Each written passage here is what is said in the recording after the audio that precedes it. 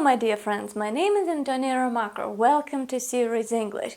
Today, our class is going to be quite short because it's going to be just about two little words, the former and the latter.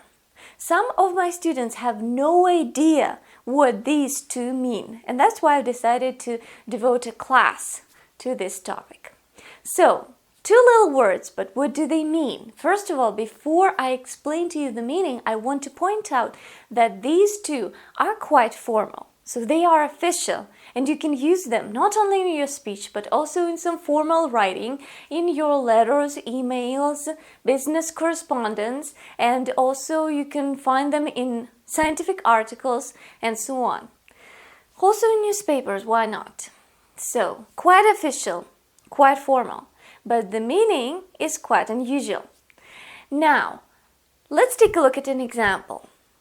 English and Spanish are both very popular languages, but it raises no doubt that the former is much more popular than the latter.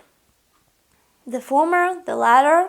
So, the former is the first of two things or people just mentioned.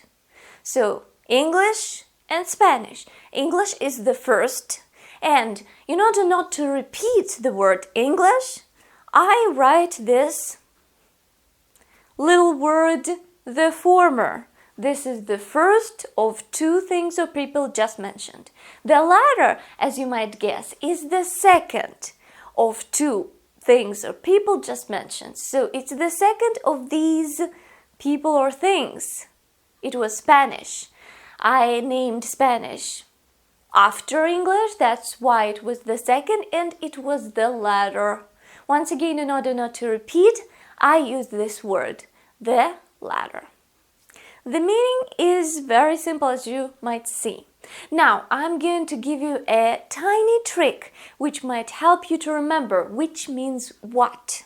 So the former, the latter, the former, which means which? I mean, well, notice that the words former and first have the same first letter, F.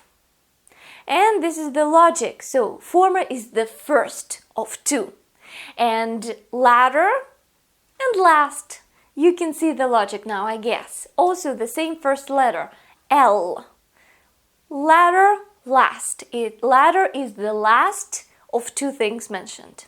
Here, what is very important, what is of paramount importance is that these two little words are used only when we talk about two things. There should be two, not three, not five, not a million, just two.